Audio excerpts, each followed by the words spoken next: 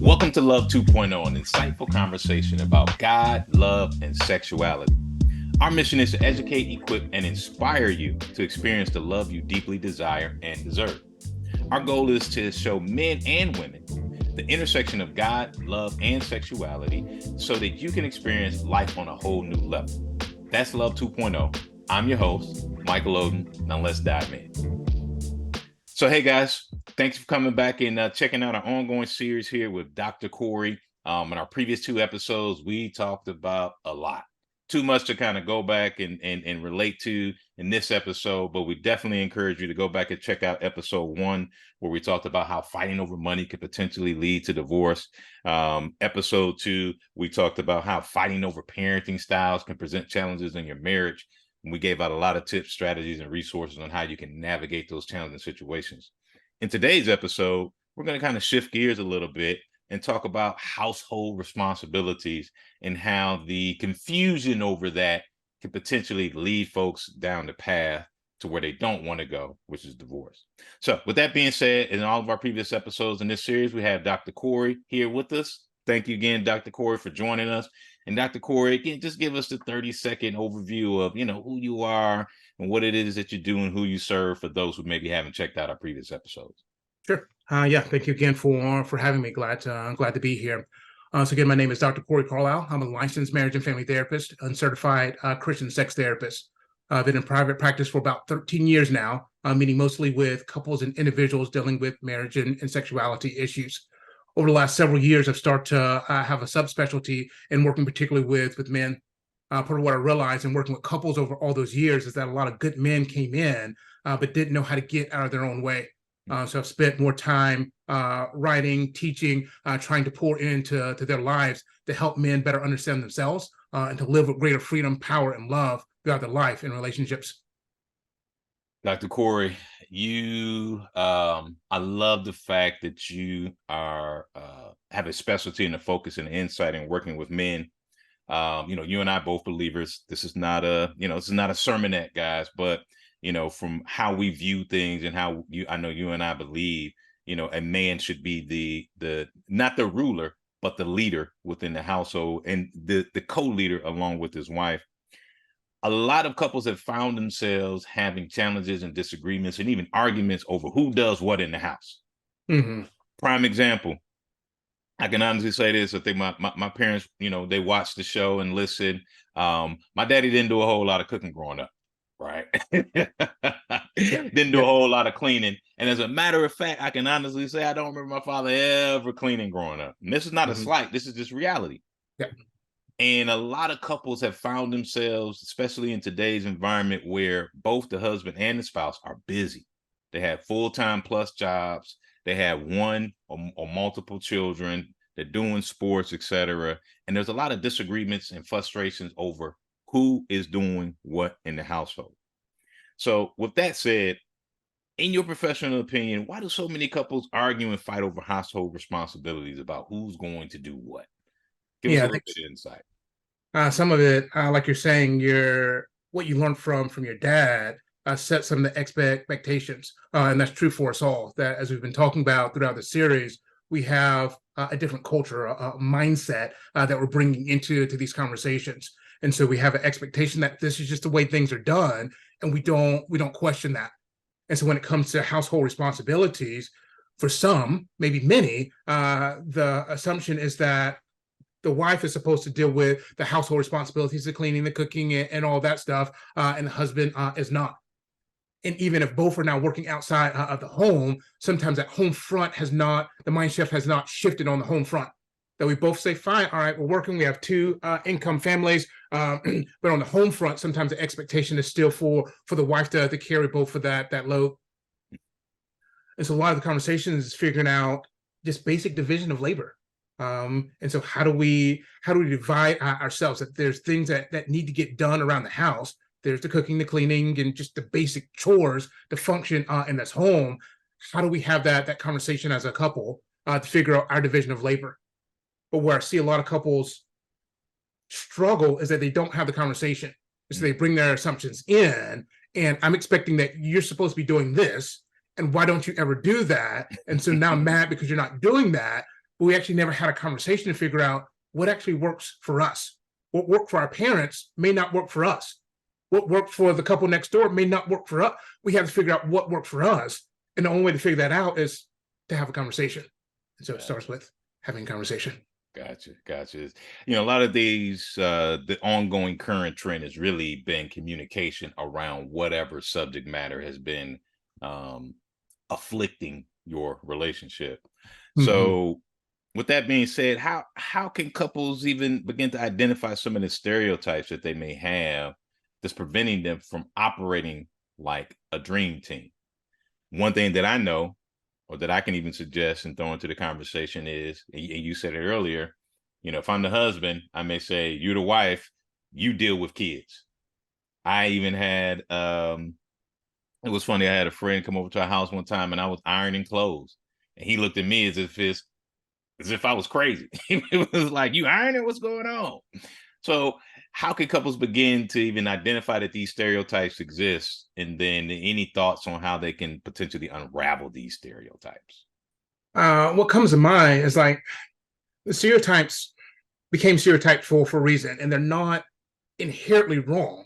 But as a stereotype, we have to figure out, is it working for us? And so if, for example, wife is doing the cleaning and all that stuff, and she's okay with that, then again, even though that's a stereotype, if that works for us, then fine. But if in doing that, I see my wife is killing her spirit, is crushing her spirit, she's growing frustrated with that, then that's not working for us. And so we need to do something different. And so part of my job as husband is to provide my wife with what she needs.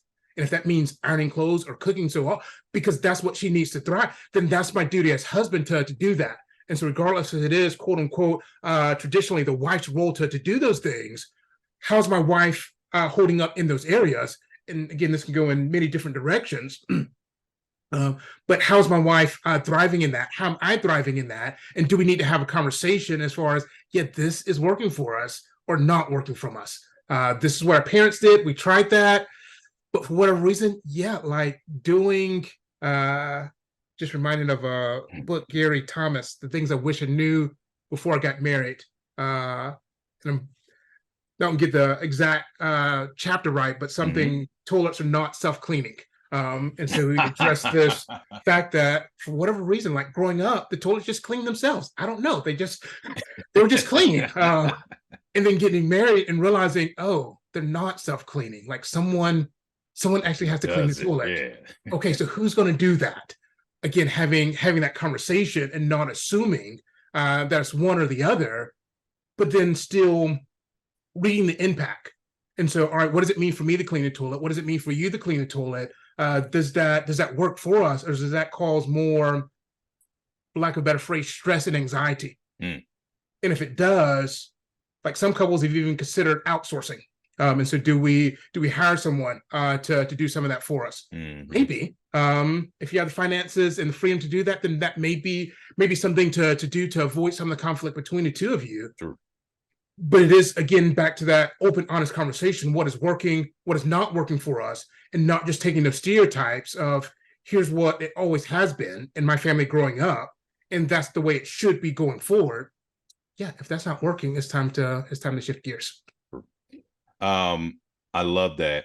And one of the things that I would add to it, you mentioned the toilet doesn't clean itself, right? It just doesn't clean itself. But everybody in the household uses the toilet, regardless of your gender, regardless of your work schedule, regardless of how much household chores you are or are not doing. Everybody uses the toilet, everybody uses the shower, etc. So why not be a member in helping to keep those things active and useful, etc. Another thing that I would add to the conversation that I had to realize for myself personally is that I did not make the choice on the influences that I had in my life that then kind of, for one reason or another, dictated that I do X, Y, or Z. And by acknowledging the fact that I didn't make the choice on those influences and how they played out, I can sit back and ask myself, and you alluded to this earlier, is this working for me? Is this working for my wife? Is this working for our family? and I can make a choice to install new programming, right? Hmm. You Yep. know, Love Yep. 2.0, I think you were the first person that, I kind of brought that phrase to. And it kind of comes from the thought of a upgrade or on a computer Right. program, Yep. right? It was Yep. Microsoft, and then it was Microsoft 2 and 3. And then, now we're, I Right. think, on Right. Microsoft 11. They're constantly upgrading the program. And so I would just encourage couples that if you find yourself having a challenge around who does what in the house, as Dr. Corey mentioned, you remove and eliminate those stereotypes and look more at it from the perspective of, does this work for us and our family, and et cetera. Last piece that I would kind of throw on that is, probably talking more so to the guys. If you don't know how to, there's nothing wrong with learning how to. Here. Yep. And prime example, I did not come into my relationship knowing how to cook, right? Knowing how to make steak or chicken or fish, etc. In my relationship, I have learned how to cook. And the reason I've done so is because I found that it serves my wife and it gives her the opportunity to do other things that benefit her and the family. One being, my wife got her PhD.